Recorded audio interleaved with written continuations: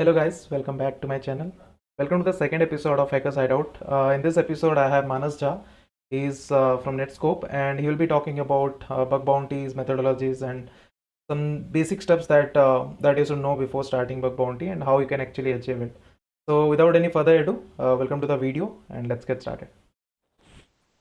Okay, hi Manas Jha. Welcome to the second episode of Hackers Hideout. Thanks for joining us. So let's get in directly into the podcast today. I'd just like to ask you about your introduction. Like we already know your introduction, but still from you. Yeah, so I'm basically from Bihar and I work as a security analyst. My role is to figure out the red team activities in my organization. Yeah. And I also work in product security. So this is all about like what I do in a professional career. Apart from it, I do a lot of bug bounties, as a few of the guys know already. I usually hunt on Synack, and I am currently in level 4. Where I used to report bugs to different organizations. As you all know, what we do in bug bounties. So my daily job goes like this: I finish my office work till 6-7 p.m. and then I start bug bounties. If I find something, well and good. If I don't find, that's also well and good. So that's how it goes. Yeah. So basically, you do bug bounty every day. Like you find time for that. My current job allows me to do that every day, so that's why yeah. So I don't know for how long it will go like this, but currently I have been doing that. Like if I find time, I do that. So I have fixed the schedule. In that Okay. schedule, I'll be doing nothing. Yeah, just bug bounties and the work. That's it. Okay. So basically, how many hours you give towards bug bounty daily? So it's subjective. It depends what kind of program it is. So for example, if I got a good program with a good functionality, I'll most probably spend like 2-3 hours on that to find as many bugs as I can. Um, if that particular program is not good, maybe 1 hour I'll like check out 2-3 different programs. Host and web. Host is basically network pen test. So yeah, so from within 1 hour to 3 hours, I wrap up things in bug bounties. All right, all right. So it's like your day-to-day task is like go to office, come to home, and keep hunting. Yes. Right. Nice. That is nice. Can you tell me like more about your day job? Like what do you do exactly into core security? I know you are doing something in security only. Like what are the like, give me a detailed view of your job role. Like what Hmm. exactly you do. Yeah, so first I would like to clear I have a remote job, and it's up to us if we want to go to office.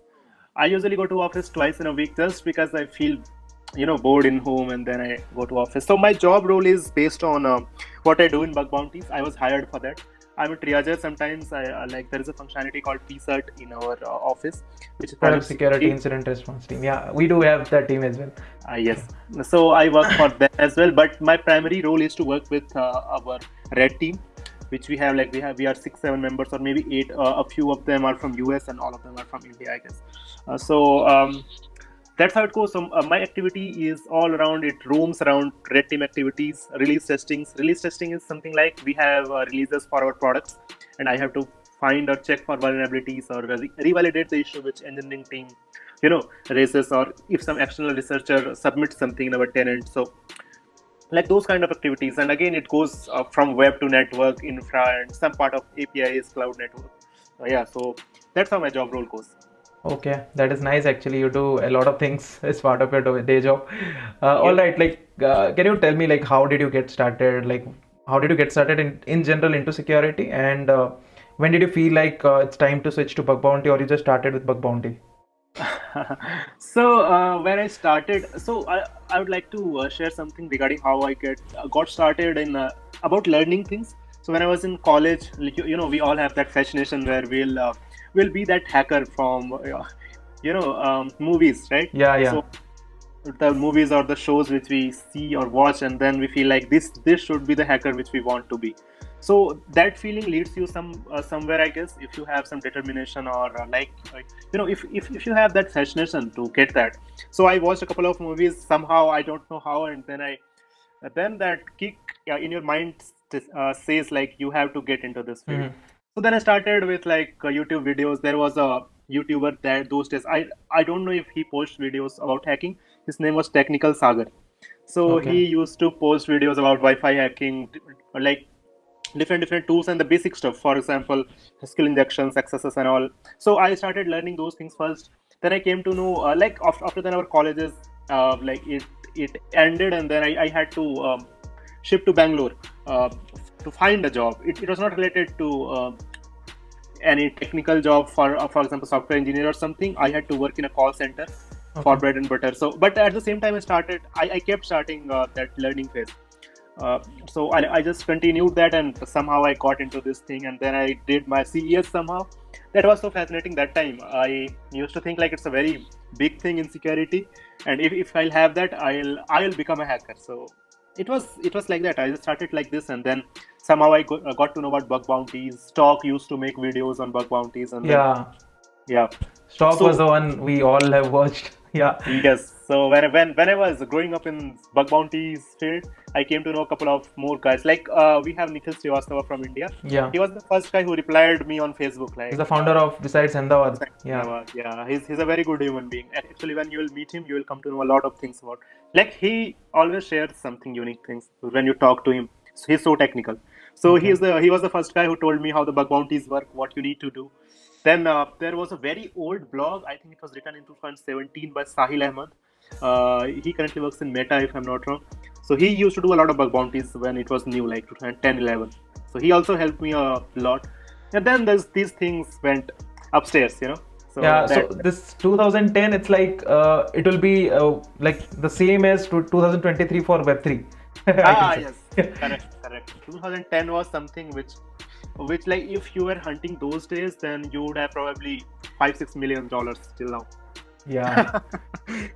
Anyways, that is great actually. At that time, I was a student. I was not a student. I was in five or six, I think, fifth or sixth standard.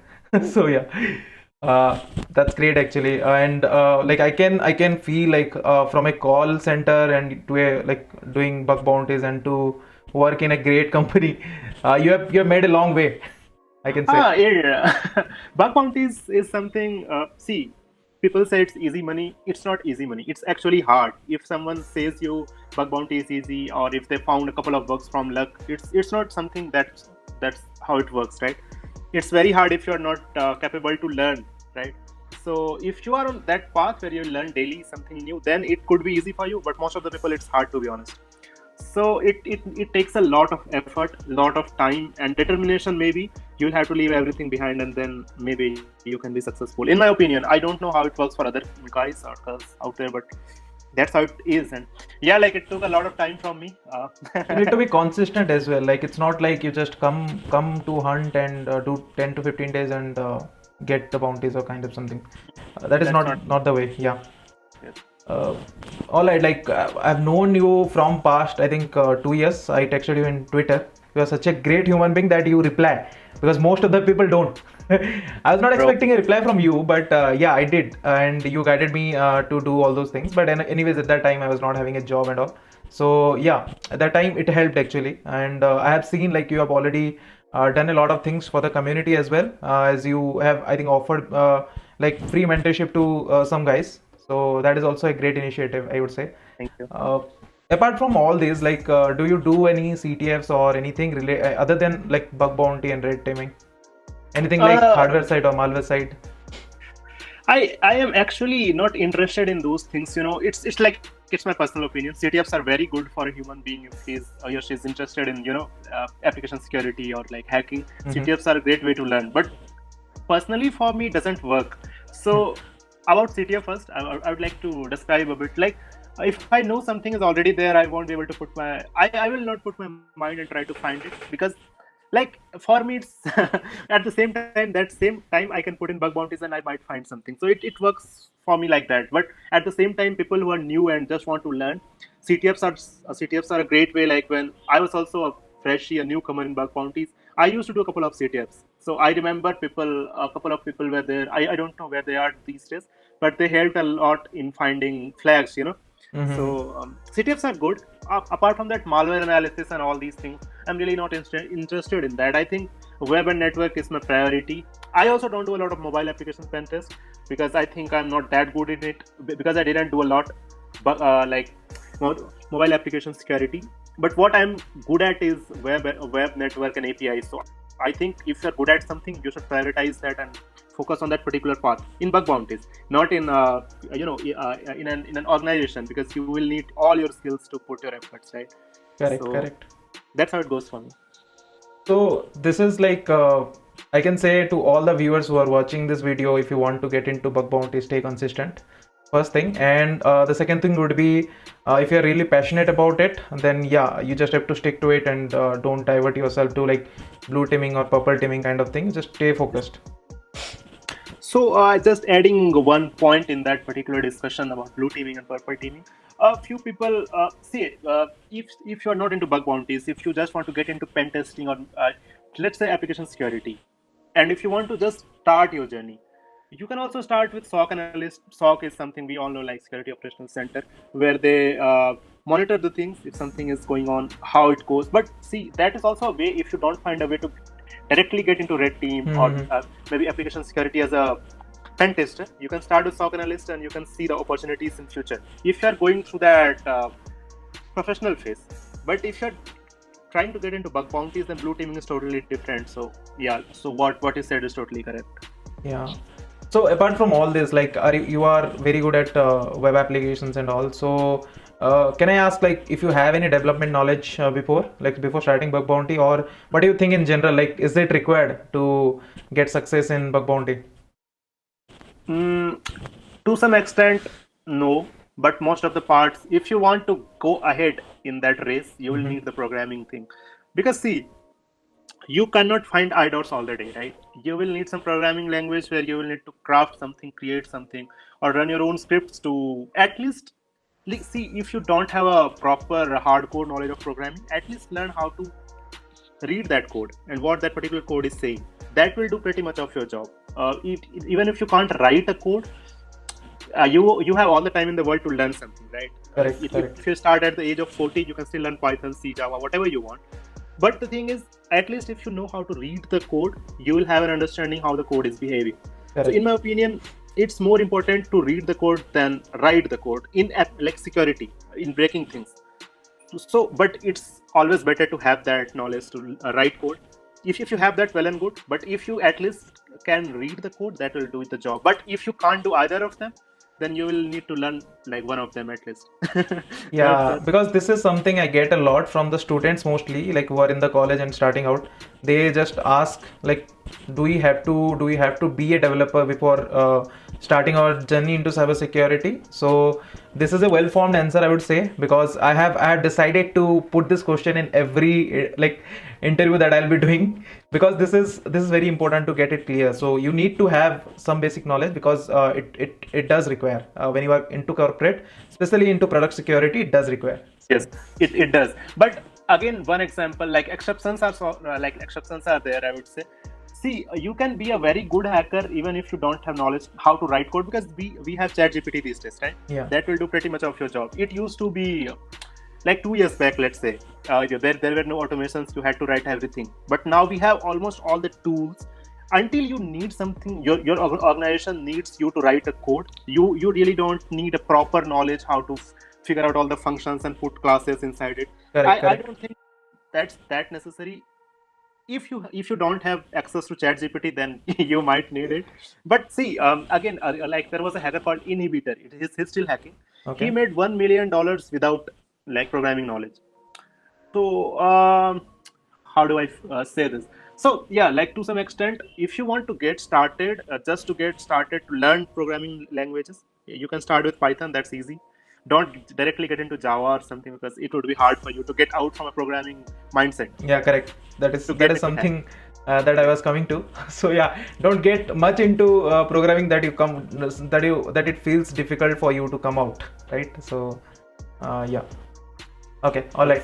So fine. My next question would be something that I think all of the viewers would be interested to know, and that is your methodology. What do you do exactly when you start on hunting on a program? Or you, in general, like I'm asking a question where you can just give us a brief on how you select the targets, what kind of targets do you select, and how do you go about it, like from the starting to, and how much time do you spend? This is also a very important question, because most of the hunters that are today, they are starting out, they just put 2 to 3 days and they skip the program. So how do you go about it? So first thing I would like to clear, I will answer this question as I was hacking in 2020, because what I hack nowadays won't connect to the audience, because Synack is different. It's not like they don't have a large scope targets. They'll have single domain, and like that's a completely different thing. So I will talk about what I used to do on a large scope target. So that will connect to most of the people.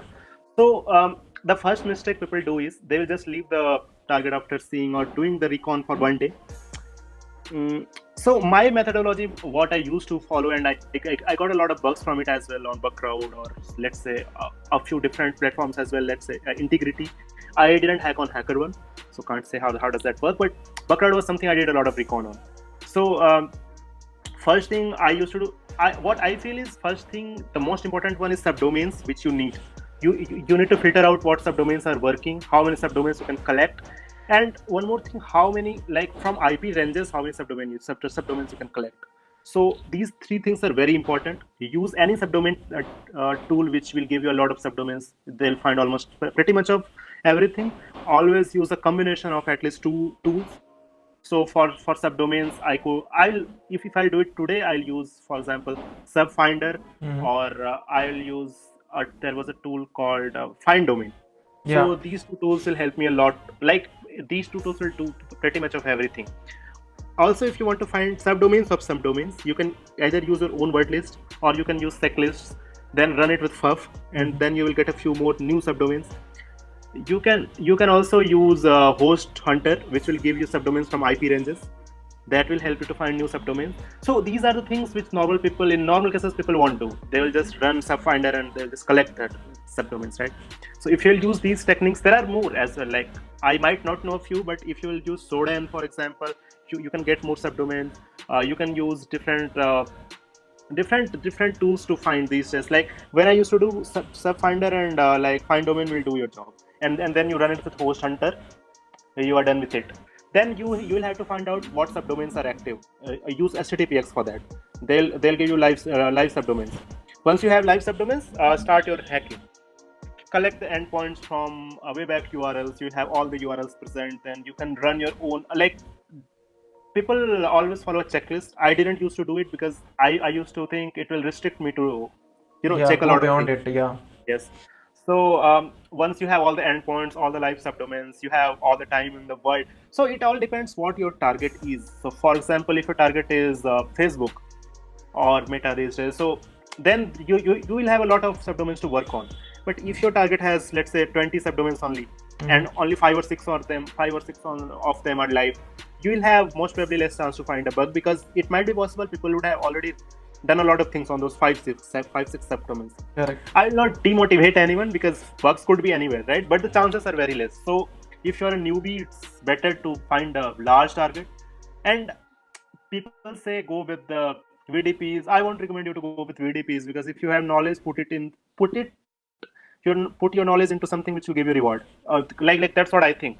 It might take you 6 months to find your first bug. That's okay. But find one bug which will give you reward. T-shirts will not lead somewhere, but your money will. So I believe in that methodology, and I followed that basically. Luckily, my first bug was IDOR on OYO, so it paid me well, and that was a motivation for 6 months. Yeah, that actually helped. Like if you work on a target for a long time and it does, you find one bug at least, it's a very good feeling. That's it. Like try to find SQL injection on any big target. Take 6 months. Put all your knowledge into it. One SQL injection will cover your 1 year's bill. That's it. Yeah, correct. In India, it does. Yeah. It does normally. Also, I won't say every target pays you like $10,000, but if you're working on something which has a 6 months recon thing, then it will pay you $10,000-$20,000 for sure for a P1. Correct. So what type of bugs you do focus on? Like more focus on those bugs, like if you have some listed out and you do those things only, try to find those. My priorities are access control bugs. I think I'm pretty good at it. If you will put me in 100 people's group and you'll say find all the broken access controls, I am pretty sure I'll be in top 5. If not on top, because I don't know who will be more knowledgeable than me. But I have been doing the same thing since 2-3 years, so I know what are the endpoints and what are the functionalities where I can find a broken access control, how the applications behave in that particular functionality. So I focus on that. I also focus on finding bypasses of accesses. That is very fascinating. If you are in accesses, you will feel like you are a hacker if you're Yeah. bypassing, right? So see, there is a difference in finding bugs too. If you find a IDOR, it doesn't matter how critical it is. If it will be 1, 2, 3, 4 and you change it to 1, 2, 3, 5, let's say, that will not give you that feeling of a hacker, right? You'll feel that you have been lucky. That's it. But if you bypass, let's say Cloudflare, with some random bypasses, you just figured out JavaScript and put your own script into it, bypassing the characters, escaping the whole in encoding and all, and then you found something. Then even if it goes as P2 P3, you will come to know, okay, now you have reached to a level. So Correct. I would not, again, I would not speak much about firewalls because I work on such a company who do make firewalls. So I would not comment on that. But yeah, I do enjoy that as well. that's okay. My own company does make firewalls, so we have cloud firewalls. We know how does that work. Yeah. I'm not saying how to bypass that particular firewall, but just for an example. All right. So my next question would be, I think that this is something that you already covered. So it would be like Recon versus manual testing. Like, what do you prefer? You already told me, but yeah, still.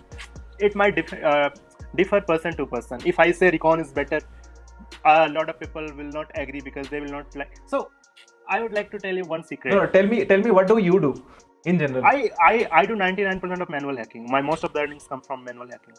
Okay, so in Recon part, you just do subdomain enumeration and basic stuffs like Sodan and all. I don't do those things these days. Synack doesn't allow us to do Shodan and all. Like it does, but targets don't allow us. Okay. So the targets which I work on would be mostly like two URLs. You have to focus on that. That's it. You have scope defined as per our pen test in our org. Yeah. You can't go beyond that. Otherwise, they'll block you. So Correct. But if I'm doing a network pen test, let's say, I do use a couple of recon tools. As we all know, Nmap is something which you can bind with a couple of more tools like Nabu. Mm-hmm. Yeah. Then we have intercache.sh, like all of the project discovery tools. That's it. Okay. So yeah, my next question would be like, what is the most impactful bug till date you found, and you enjoyed that? In Synack only, impactful. Won't say the most impactful. Like impactful in what sense? For an org or for me? Okay, let's not like term it as impactful. Just let me know like what is the bug that is very interesting, that very close to you. It took a lot of time or it took a lot of effort, but it was worth it, or something like that. It's a special bug kind of thing. Yeah. So it would be the SSRF in a target in Synack. So there is a term in Synack called Bleeze. If you know, Bleeze is something where if I'm an organization, as per me, my program has no bug. Okay, we have found out everything with our team. Now we have put this program on that particular platform, and if any external researcher finds something, we will pay thrice or twice. Okay, at least. got it. So that's called Bleeze. So bug crowd calls it something else. I don't know. So Synack has a term called Bleeze. So that program was on Bleeze. I won't say the name of the program, or I might say because programs have codes. So that was a program that was starting from like codes are there for programs. Like you won't see the names of that particular organization. So the name was the program. Something was starting from helicopter. I don't know like what was the last thing. So that program was on Bleeze, and then we had SSRF there. Firstly, it was an external SSRF. The interaction was external, and it will most probably go at SSRF and then the limited. So they will mark it P4, and then you'll not get bounty. So I didn't report it till now. So I knew if it is interacting something with the external links, somewhere it could lead to some internal things which I might need to bypass or add something from my end and check. So I did a lot of things from payload lists and tried to put everything out there. Then like there was a thing like I did it in past as well. Like I put X forwarded host and then put like IP addresses like AWS IPs, Gopher things. Didn't work. So suddenly what I did was in X forwarded host, like this is saying I'm telling this after I started hunting, and then it went up to like 5 days, and I had already one bug. I could report that, but it was highly possible they would have closed all the doors for any bug related to it. Okay, so this is one more thing to note, guys. Like if you are getting a bug, don't just report it right away. See if you can do anything else, like chain it. Some case you can report it, but make sure like you have a way to find out how to chain it with anything. I didn't chain it. I just escalated it to internal SSRF. But Okay. on Bugcrowd, if you're not on private, like on public program, anyways report it. But because a lot of people are doing it, right? Okay. But yeah, so in my case, what happened? I tried to put. I had read this in one blog. Like IP addresses don't see your bit like to if for example if 127.0.0.1 is there, 0.0 doesn't matter for an IP. So your 127 dot the last one will cover the whole IP's thing. So you can just go ahead with 127.1. Okay. So that's what I did. I was just checking what happens, and next once you get the response, you will see like, oh my god, you have all the details there. So I just bound this with internal IP and sent this with like then I went ahead and put this in etc password, and then I got the whole etc password file. I went ahead and reported it, and it went into Blizz, and I got like 2x reward for that. So max award for SRF is $3,000. I got 6,000. So I think that was the most interesting one. Other than that, I don't think I had something which was really very researched bug which I found. But yeah, like the mindset, sometimes you need to think in a different way.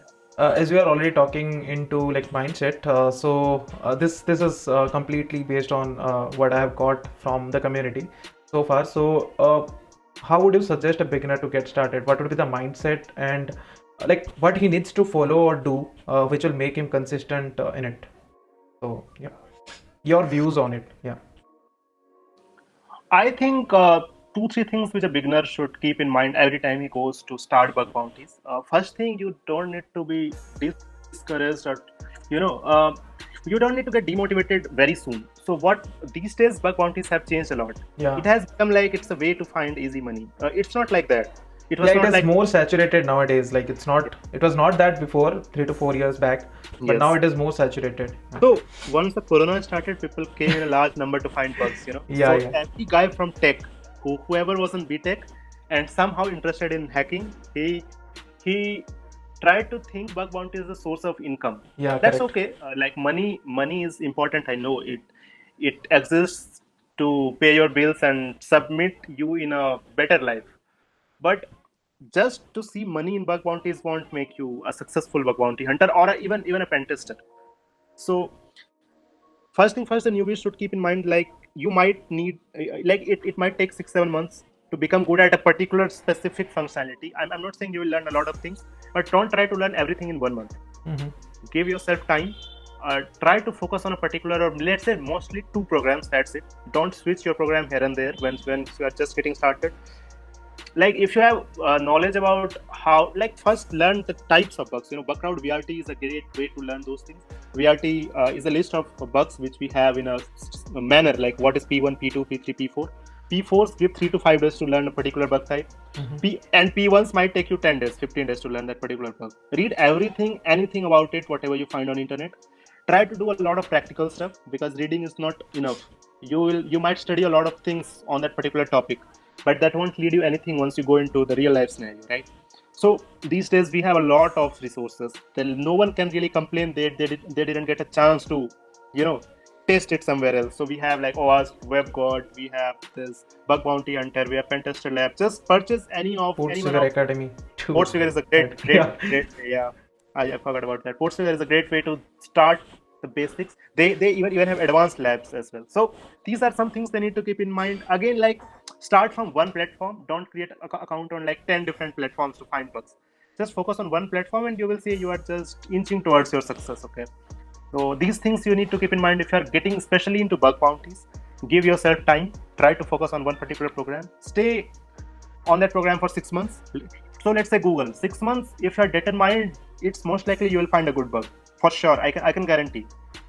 So that's the issue. Like people don't get sticked with it for a long time, and hardly 1 or 2% of the hunters will find a bug on Google. People always complain like Google, Apple, these targets are harder. I don't find them harder. It's all about how much time you're putting into it. So for a newbie, it's very important to take time and put into a single program. So yeah. Correct. So like, do you recommend any courses or certification to become a successful bug bounty hunter? No, you don't need to put your single rupee in any kind of course, any kind of Certifications are something which might lead to a good job. Yeah, no, in terms of bug bounty. Bug bounties, you don't need any certification. You just need a good laptop. That's it. These days, you need a good laptop, a good internet connection. That's it. Even I have seen like people like hunt bugs from phone as well. Like rare cases, yeah. Yeah, people have done it in past. Yeah, correct. That actually gives you motivation to do if you have everything, if you have the set of resources and everything. So no one is stopping you to do it. If people can do from phone also, so that is a great thing. So see, there could be 100 excuses. You can say by the end of the day why you didn't learn this. But if you have one strong reason to become good at something, you won't complain about anything. Just find that one most important and strong reason in your life to become good at something. Let's say bug bounties or any other field, whatever you want to get into. If you have one strong reason why you want to be there on top, then you will not complain about anything. You will be successful. That's my guarantee. Like that's how I work. I have something to, feel. So I work on that. It's not like something. It's not like I don't get demotivated. We all have burnouts, and it's part of the process. It's part of the process. It will be there as a human being. But as far as you stick with that reason to complete something or be on top, that won't drag you down for a long time. That's my thought is, and that's how it should go for a human being, I think. Okay. So yeah, if people don't ask me such questions next time, you already got the answer. No courses and certification are required to be a successful bug hunter. You just need to practice. You just need to be consistent. That's it. And the most important thing is connection. The more connections you will make, the more knowledge you will have. See, two hackers are always good than one. So correct. Two minds are better than a single one. That's why the most successful, hacking, I can say, group would be a group of people. It's not a single individual. To be honest, the most successful bug hunters have a very good group which motivate them to do something. Don't make a group which will drag you down to put your mind into different things. If you're a newbie, like after a certain time, you might have different responsibilities. Yeah, you develop that mindset with time. So at starting, you just need to have good connections as well. Yeah. So coming to a very, I can say, a type of question which you can skip like on you. So what would be the approx amount that you have earned from bug bounty? Don't give me a number. Let me complete the question.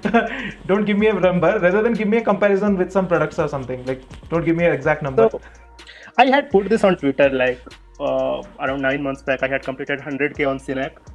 So on a round figure, it would be like this. I'll just give you an example. If I'll stop my job today, okay, I wanted to find a job for 10 years, let's say. Okay, that's I can understand that now. Yeah. Okay, this will be the last question. This is the last question that I'll come up with. So any suggestion that you would give the young hunters to be successful? You've already given a lot, but just summarize it. So when I was new, I would say in this way, when I was new, I had no one to guide. So most important thing is, if you can't find a guide for you, become one. Okay. So try to learn as many things as you can. Don't get demotivated or get distracted with different things. I see people will just learn, for example, broken access controls, and they will not try to learn anything else. So security is so huge, it's not limited to bug bounties. Okay, bug bounty is not a combination of access, SQL injection, access controls, and a few more bugs, right? Bug bounties are not limited. Bug bounties is anything where you could find a bug. People will find bugs in Sony, PlayStation and all. So right. that's not limited to a particular attack. It's a combination of attack. So make yourself a weapon which knows every area where to attack. Okay. So learn as many things as you can. Use resources. Use your laptop a lot. Use your internet connection for well-being. Don't get distracted to a lot of things if you are initially starting something. Make connections. Take help from people and don't hesitate to ask questions. I used to spam a lot of people's messengers and Twitter feeds.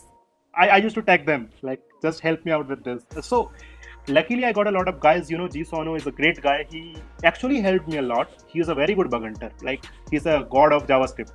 We have seen his videos and its methodology and all.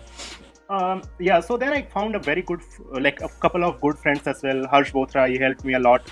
And then we have Udit, he helped me a lot as well. Like there are more friends, but like that's how you make connections. You go to events, you go to conferences, make connections, ask a lot of questions. If you are a newbie, just ask it out, whatever in Yeah, your actually, mind. conferences are a good way to get connections and to connect with the people who are like who you have talked to or seen virtually. So Yep. yeah, you can plan on doing that.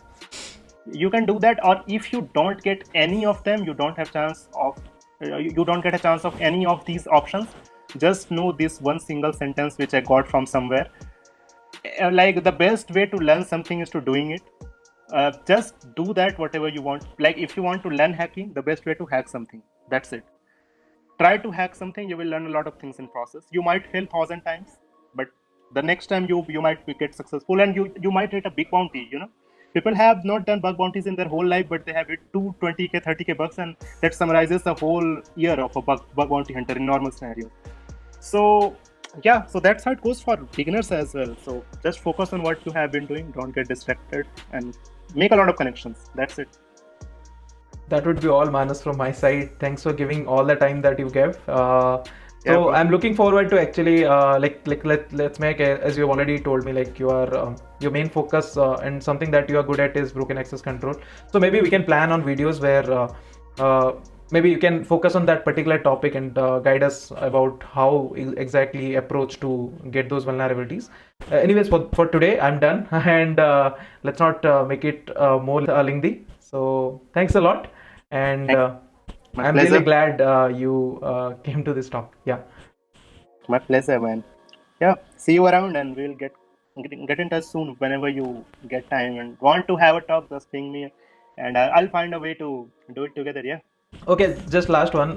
Where this the viewers who are watching this video, where they can find you. I'll add the Twitter link as well. But anyways, if you just say yourself. Yeah, it's I mostly stay active on LinkedIn and Twitter. So if you'll search my name Manas Harsh, it will come. I'll I'll give those links. You just let them know that where you are available. Yeah. yeah, you can ping me on LinkedIn if you have any job related like scenarios where you're trying to find a job. If my organization is hiring, I can give you a referral. Or if you want to get any kind of help on bug bounties or any kind of related to any particular bug where you're stuck at, and if you're yeah, you just ping me and I'll try my best to help you out. That's all I can say. Awesome. All right, Manas. Thanks for joining us. Let's Yep. find this up. Thank you. Sure. Thanks a lot, man, to invite, and yeah, see you around. Yeah. Take care.